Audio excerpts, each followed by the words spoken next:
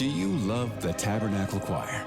This year, the choir's music is everywhere you are. Listen to your favorite choir songs and music and the spoken word anytime you want on Alexa by simply enabling the skill. Alexa, play music in the spoken word. Now playing music in the spoken word.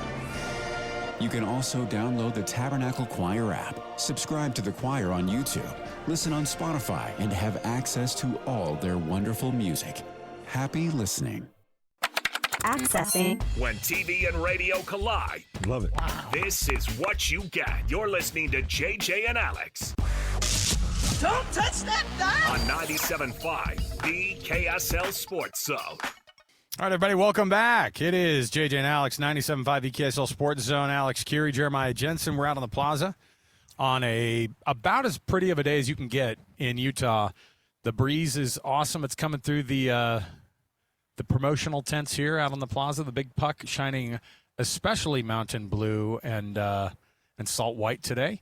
And I'll tell you, it's a fun time to be a fan of the Utah Mammoth. And if anybody is a fan of being able to get that excitement going, if somebody is part of that excitement, I think one of the people that gets you as pumped as anybody is the radio play-by-play voice of the Utah Mammoth. He is Mike Folta. Mike, what's up, man? How are you? What's up, Mike? Oh, we got to turn Mike on. Oh, now we're ready. What hey, about there you go. Sorry, I was just dealing with some allergies here. It's that time of year, so popping Allegra and all that Allegra, stuff. Claritin, I do all of it. It's beautiful. Just keep it away from me. It is, and people got to get used to all that stuff. Getting used to the Mammoth in the playoffs is not something that happens very often. Most of the guys on this team don't know what it's like to go to the playoffs. This franchise has a history, of course, going back that they have, but I don't think they've been for quite some time.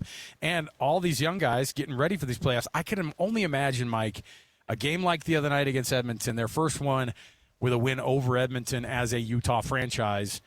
To get that off of their back must have been huge. These have a feel, I would assume, of some of that, like, hey, the pressure's there. It's not playoff hockey, but as much as these guys have probably played, it's as pressure-filled as they've ever been in. Yeah, definitely. And, you go back to that core that was in Arizona. Clayton Keller was there with Lawson Krause and Nick Schmaltz and Barrett Hayton, Karel Vejmelka. Like, some of those guys, they played in playoff games in 2020, but that was when COVID cut the season short. So it's not like you had to battle into the playoffs, and they took 2/3 of the league, right? So there's no fans. Like, it was totally different. And that's the only playoff experience for guys like Clayton Keller. And then even some other guys who have been to the playoffs before, a lot of these guys have been on really good teams. I mean, Mikhail Sergachev went to the Stanley Cup 3 years in a row with the Tampa Bay Lightning, but those were really good teams with John Cooper down in Tampa, and they weren't necessarily battling their way into the playoffs in April. February rolled around, they had a spot, and it's like, all right, let's just get in playoff form here. So it is a unique experience, I think, for everybody as a group now, whether you've been in the playoffs or whether you haven't, to be playing in these do-or-die games, knowing that there's a team chasing you like the one that's in the building tonight and having to win, otherwise they could take your spot. Before we talk about tonight and what lies ahead, I still am thinking about Tuesday night and the significance of that game, the feeling of significance. We all knew it was on the line as far as what the standings were and everything, and they'd never beat the Oilers before. But, Mike, you were in the building. You're calling that game. You're hanging on every moment. You feel the entire crowd around you. When Keller gets that overtime winner and they beat the Oilers, what was that feeling in that building? It was almost like a spiritual hockey experience to me. It had to be incredible to be a part of that. Yeah, and we kind of framed it in the open of our show as, a day at the races, basically, right? I mean, we're not quite in Derby season yet, but that's what it felt like, a day at the races with these two teams that skate incredibly fast but also scored a ton of goals. And so, guys, Utah had to overcome 3 separate deficits in that game. They're down 3-1. Okay, they fight their way back. They're tied. Then they give up a goal right away. They're down 4-3 again. And they're down 5-4. And each time they overcame a deficit, and they led early in the game for all of 11 seconds, and then they didn't lead again until the overtime winner from Clayton Keller. So it was an entire game, I think, where we're on the edge of our seats for a full 60 minutes. And what an entertaining hockey game. I don't think the Mammoth want to play that style every single night, run and gun. But you have to love the way that this team has overcome deficits, overcome adversity over the course of a game, and kind of course corrected within the span of 60 minutes. And part of that is feeding off the crowd and the energy that we had the other night. So one of the things also that's been interesting is you educated us on, and I think we had another writer who came on with us from TSN. I think it was Travis Yost who was saying, look, I think this is an underrated stat. And I've had other people dismiss it. The goal differential stat, which we've been talking about a ton. And I was hearing people talk about, like, yeah, but scoring differential, I mean, who cares what scoring differential is in basketball, for example? And I was like, yeah, but those are games where it's 157 to 136, like it was the other night between the Jazz and the Pelicans. And they can give you a snapshot. Maybe it's a flawed stat, but where does it really shake out when it comes to what goal differential does? Because that's something that this team has never done in their franchise history. It's the most goal differential this time of year they've ever had. And on top of it, like, we see all these other teams that are around them that are all in the red. And this team in the green, by a significant margin, has to mean something. Are we making too much out of it, or is there something there that they can carry to the playoffs that other teams aren't necessarily seeing in them? Yeah, I think it's a lot. I mean, it's the same idea as plus minus, right? Which I know basketball keeps track of, and I think it's probably more valuable in basketball than it is in hockey, because hockey keeps track of plus minus, and all that means is were you on the ice for an even strength goal or for or against? Right. And so, I mean, you could do everything right in a shift and still have a goal scored against you, right? So right. It's not an end-all, be-all stat, but it does give you a picture, right? And when you look at those types of numbers over the course of a large sample size, they tend to that's I think where you get the meaning from those numbers. Sure. Mammoth have the fourth best goal differential in the Western Conference. The only three teams that have a better goal differential are the three Central Division powers: Colorado, Dallas, and Minnesota. They've all had 100 points for like 3 weeks, I feel like now. Yeah. Oh well, they've clinched, I think, at Christmas. Sure. But I think one thing it does tell you, at least with this Utah team, is that they've lost a lot of close games, and they've been able to bury teams when they have the upper hand. And so that can skew the goal differential a little bit, but that's what good teams do. When you have the upper hand, you bury teams and you don't let them come back. And then maybe you don't have your best night, but you're at least getting to overtime, or you're losing by one goal, and it's a close game. And then when you do have a good night, boom, you're off to the races. 4 straight wins, and in those wins, 6 goals, 7 goals, 6 goals. Not bad. What is the switch that they flipped? What has happened since that Capitals game when you're kind of like, what's going on with these guys? It's been a completely different team, and the offense has just come alive. What has happened? Well, even in that game, they scored 4 goals. Fair enough, right. Yeah. Usually that's enough to win you a hockey game. Certainly. I think confidence is at an all-time high right now. I think, the power play has been exceptional. This is basically the best run we've seen from the power play all season. Guys, special teams are so important this time of year, and the Mammoth have had a pretty bad power play for most of the season. Yeah, it's been near the bottom. They've been winning in spite of their power play. Well, now their power play has kicked it into gear, and so not only are you producing actual goals that add to your tally on the power play, but now your best players are feeling the puck a little bit more. And I think that's where this confidence has come from. You were going up against some embattled teams, we can say, in Vancouver, Seattle. The Mammoth took advantage there with a couple of big wins. But you're supposed to, and they did. Because but you're supposed to, right? Yeah, yeah. And it's not easy to score 6 or 7 goals in the National Hockey League. I don't care who you're playing against. And then you take down the Edmonton Oilers, a team who had actually been pretty good defensively. Hot, yeah. It's not really their calling card, but they had been trending better defensively, and you hang a 6 spot on them. And you needed overtime to do it, but you still put up 6 to win that game. So I think it starts a lot with the power play, but it also kind of breathes through the best players feeling that confidence. And guys, the Mammoth have 6 20-goal scorers this year. Nobody else has more than that. So it's everybody. It's not just one guy. Breakout season-wise, obviously Dylan Guenther is he could very well join that 40-goal club here the next couple of games, and I would anticipate, and I think I think people are looking at him and go, that's going to be a 50-goal scorer. I don't know if that'll happen, but I mean, like, he's playing at an insane level. Logan Cooley has the same exact ability since he's been back. It just seems like if he scores in a game, he'll score in a game. It just feels like that. He just is one of those guys that'll pile on. But again, all these young guys who are scoring all these goals, and I noticed when we asked Bear about it last week, I was like, I mean, it's pretty obvious from the stats too. Does Clayton Keller like to pass the puck more than he likes to shoot it himself? He just looks like Yeah. that. He's a crazy He's a pointer. playmaker. I know, and he just is like, I don't want to take the shot right here. I know the goal's right here. I can when I need to, but but he just looks for those opportunities. It's just like a point guard on the ice, and that is so important to have a guy like that because that's what sets up these goal scorers who are all in the 20s for this team. Well, and I think I see it over here. Is this NHL? The video game over here? Yeah. Like when you create a player, you can kind of create like what play style you have. Are you like a two-way centerman? Are you a playmaker? That means a pass-first guy like a Clayton Keller. Are you like a scoring winger, right? So you have the forwards and defensemen, like those are actual delineations in position, but even within those position groups, you've got guys that do different things. And one thing that head coach Andre Tourigny tries to do is match guys who do different things on the same line. Now, I do think we've seen Keller and Schmaltz both shoot the puck a lot more this season. Schmaltz has 30 goals for the first time in his career. His best, He did that Tuesday. Because sometimes you'll see 9 and 8 pass the puck back and forth, and it's like, oh, this is great. But when 9 has the puck, he looks for 8, and when 8 has the puck, he looks for 9. It's like, okay, guys, shoot it here, right? Somebody's got to do it. Exactly. And that's why Lawson Krause is on that line, because he will shoot it, and that's more his game. He's not going to walk guys with fancy dangles as much as a Keller or a Schmaltz will. Make game day yours. Tickets, food and drinks, stats, and streaming. Everything you need is in the Utah Mammoth app. Download today and make game night easy. Download on both Android and iPhone. Tusk Top.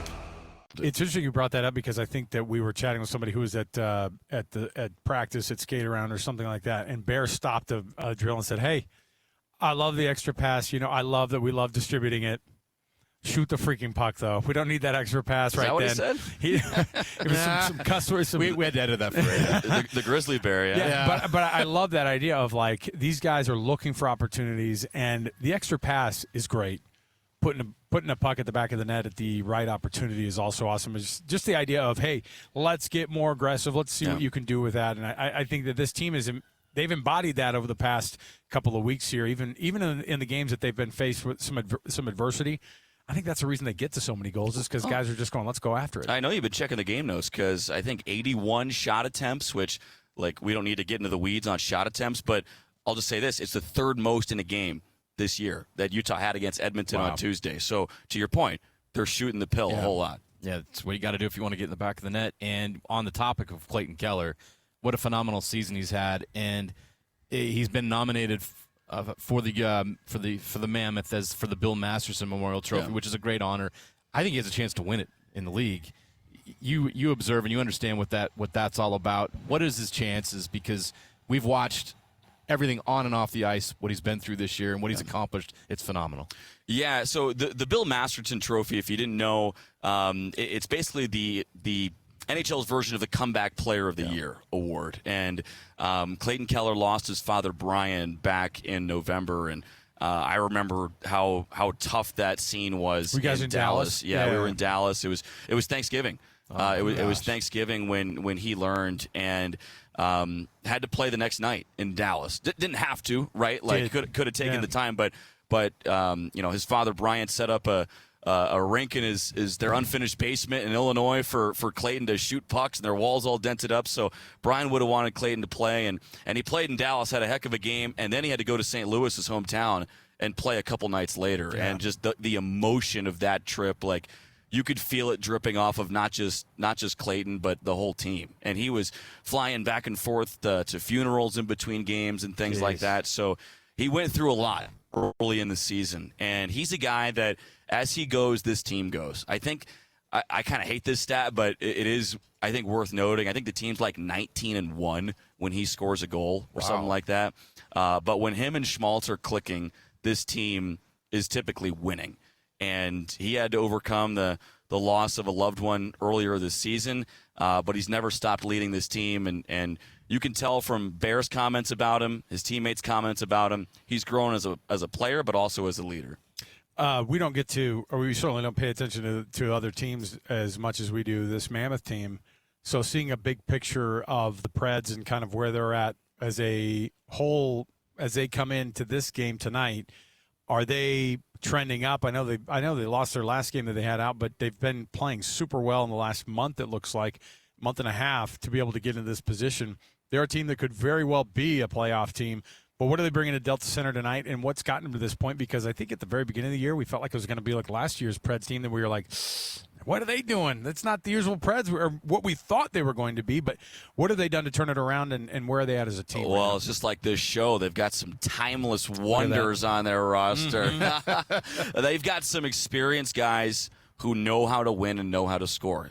These guys were dead last in the NHL in the first week of December. Dead last. Yeah. And they have catapulted themselves. That's a bad way of saying it, because it hasn't been a catapult. It's been more of like a grind, like a battering ram, like a bunch of guys carrying it, right? But they've had to fight their way through a lot of maybe some disappointments from a couple of years ago. They had one of the biggest free agents summers or off seasons I can remember in the NHL. They brought in a bunch of guys, and they were terrible last year. Yeah. This year, they started terrible. They've gotten better. But they've got guys like Steven Stamkos, who's one of the top goal scorers of all time in the NHL. Ryan O'Reilly, who's a former Conn Smythe winner. That's the playoff MVP. Won a Stanley Cup with St. Louis. You throw Philip Forsberg into that mix, one of the best Swedish goal scorers of all time. They've got some guys that are experienced. And here's the thing with Nashville that you should remember. If you remember when the Mammoth last saw the Preds in late December in this building, Nashville overcame 3 Mammoth leads in that game. Even if Utah gets a lead in this game, do not feel comfortable, because this Predators team is confident with their own game. They're experienced. These guys have done it before, and they have come back all season to defy odds. I think they've won 3 of their last 4 coming into tonight. So they're in a wild card spot right now. They do not control their own destiny, but this is basically all these games are must-haves. Sure. Them. Yeah, Mike, to your point you just mentioned, they're on a 6-game road trip right now. They haven't been home since March 28th. Yeah. It's a shame. And shame seeing him tonight. I'd hate for him to be, not feeling 100%. We have to be honest. They're playing really good hockey right now. They've won 3 of their last they've won 3 of the 5 on this trip so far. Tonight's the last game of that trip.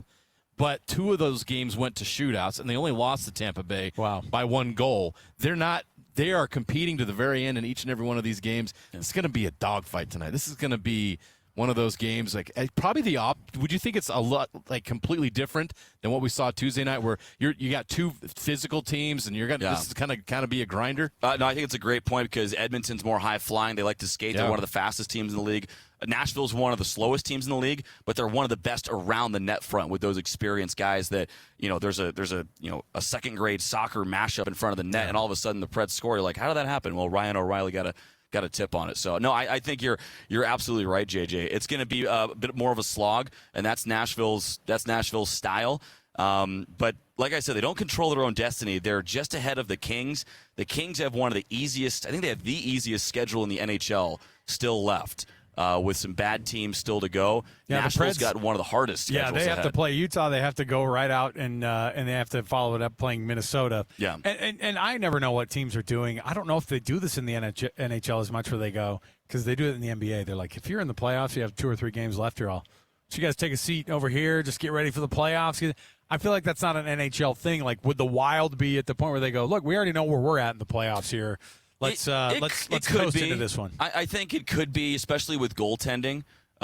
You see maybe like if the Mammoth can clinch tonight, which could happen, by the way. Utah needs Anaheim to beat San Jose. But if the Mammoth clinch tonight, do we see maybe an extra game for Vitek Vanacek and give Karel Vejmelka an extra game of rest here or there? So there was a little bit of that, but no, if you're healthy and 100%, you're going in the NHL. Love it. And it's nice to be able to count on that too, where it's just like, okay, the Preds need to, you don't want them catching the Mammoth at all, but then you look at the schedule and you go, our team's going to be throwing it at the end here. Our team's going to care with at the very end of their schedule. And even teams that are extremely bad, like if they're just going, look, I got a flight to Cancun in the next 18 hours here. I'd love to pack this thing up. See the end. That's why it's important to take care of business tonight. Our comp is the NBA, which is not a good look for the NBA, because we know how those guys will act a lot of times. Like, is this season over yet? We're flying straight to Puerto Rico. So with this game tonight, and then the rest of the way, you mentioned that they have to be able to clinch tonight. Couple scenarios, they have to win in regulation. Yep. They also have to watch the Anaheim Ducks, which beat starts the San Jose after Sharks. us, unfortunately. I know, and I was like saying too. I was like, that's guaranteed. 2 Pacific teams are going to be playing late.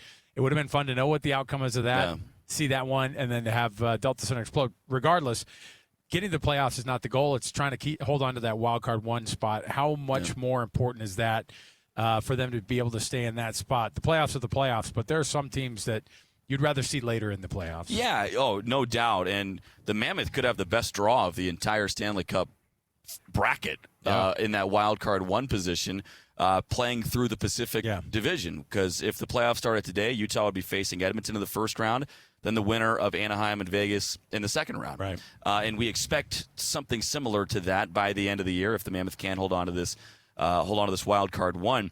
Guys, the Pacific Division is by points percentage, so there's a numerical backing to this.